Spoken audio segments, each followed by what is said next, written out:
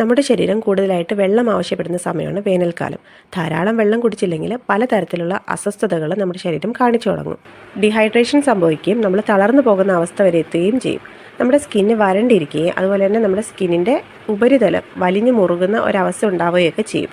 ഇതിനെല്ലാം പ്രതിവിധി ഒന്നേ ഉള്ളൂ: ധാരാളം വെള്ളം കുടിക്കുക. ശുദ്ധജലം കുടിക്കുന്നതിനോടൊപ്പം തന്നെ ചില പ്രത്യേക പാനീയങ്ങൾ കുടിക്കുന്നത് നമ്മുടെ ശരീരത്തിൽ ജലാംശം നിലനിർത്താനായിട്ട് സഹായിക്കും. നമ്മുടെ ശരീരത്തിനുള്ളിൽ തന്നെയാണ് നമ്മുടെ സ്കിന്നിൻ്റെ സംരക്ഷണം ലഭിക്കേണ്ടത്. അതോടൊപ്പം പുറമേ നിന്നുള്ള ചില പൊടിക്കൈകൾ നമുക്ക് ഉപയോഗിക്കാം. വേനൽക്കാലത്ത് നമ്മുടെ ശരീരത്തെ സംരക്ഷിക്കാനായിട്ട് ആയുർവേദം നിർദ്ദേശിക്കുന്ന ചില പാനീയങ്ങളുണ്ട്. അതൊക്കെ നമുക്ക് പരിചിതമായിട്ടുള്ള ചില കൂട്ടുകൾ ചേർത്തുണ്ടാക്കുന്ന ജ്യൂസുകളാണ്. ഈ കൂട്ടുകളൊക്കെ ചേർത്ത് നമ്മൾ ജ്യൂസുകൾ ഉണ്ടാക്കി കുടിക്കാറുണ്ടെങ്കിൽ നമ്മുടെ ശരീരം തണുപ്പിക്കാനായിട്ട് അതേറെ ഉത്തമമാണ്. അക്കൂട്ടത്തിൽപ്പെടുന്ന ഒന്നാണ് കറ്റാർവാഴ. നൂറ്റാണ്ടുകൾക്ക് മുൻപേ രചിക്കപ്പെട്ട ആയുർവേദ ഗ്രന്ഥങ്ങളിൽ തന്നെ കറ്റാർവാഴയുടെ ഗുണങ്ങൾ എഴുതി ചേർത്തിട്ടുണ്ട്. നമ്മുടെ സ്കിന്ന് യുവത്വം നിറഞ്ഞതായിട്ട് നിലനിർത്താനും അതുപോലെ തന്നെ തിളക്കം നൽകാനും ഒക്കെ ആയിട്ട് കറ്റാർവാഴ സഹായിക്കും. കറ്റാർവാഴയിൽ 95% വെള്ളമാണ് അടങ്ങിയിട്ടുള്ളത്. അതുകൊണ്ട് തന്നെ എത്ര വരണ്ട സ്കിന്നാണെങ്കിലും അത് മൃദുവുള്ളതാക്കാനും നമ്മുടെ സ്കിന്നിൽ ജലാംശം നിലനിർത്താനായിട്ടും കറ്റാർവാഴ സഹായിക്കും. സൗന്ദര്യ സംരക്ഷണത്തിൽ പതിവായി കറ്റാർവാഴ ഉൾപ്പെടുത്തുന്നത് ഏറ്റവും മികച്ച ഫലം നൽകും.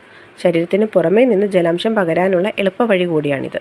ഇനി അടുത്തത് ഓറഞ്ചാണ്. വിറ്റമിൻ സിയുടെ മികച്ച ഉറവിടമാണ് ഓറഞ്ചെന്ന് നമുക്ക് എല്ലാവർക്കും അറിയാം. വേനൽക്കാലത്ത് ശരീരത്തിൽ ജലാംശം പകരാനും നമ്മുടെ സ്കിന്നിൽ ചൂട് കുറയ്ക്കാനും ഓറഞ്ച് വലിയ രീതിയിൽ സഹായിക്കും.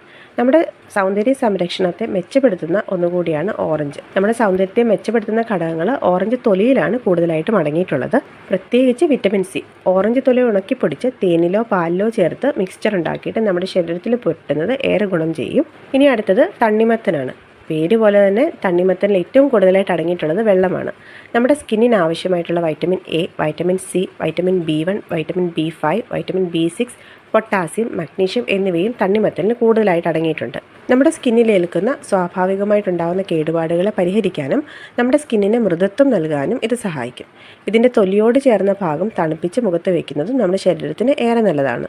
ഇനി ഈ പറഞ്ഞവയൊക്കെ ചേർത്തിട്ട് നമുക്ക് ജ്യൂസ് ഉണ്ടാക്കിയിട്ട് നമ്മുടെ ശരീരത്തിന് ഗുണം നൽകുന്ന രീതിയിൽ എങ്ങനെയാണ് ഉപയോഗിക്കേണ്ടതെന്ന് നോക്കാം. അപ്പോൾ ആദ്യമേ നമുക്ക് ഓറഞ്ച് മിൻറ്റ് ജ്യൂസിൻ്റെ റെസിപ്പി ഒന്ന് നോക്കാം. അതിനായിട്ട് 2 ഓറഞ്ച് എടുത്ത് അതിൻ്റെ നീര് പിഴിഞ്ഞെടുക്കാം. അതിലേക്ക് അല്പം പുതിന ഇലകളും എരിവിനായിട്ട് ഒരു പച്ചമുളകും ചേർത്ത് മിക്സിയിൽ നന്നായിട്ട് അടിച്ചെടുക്കാം.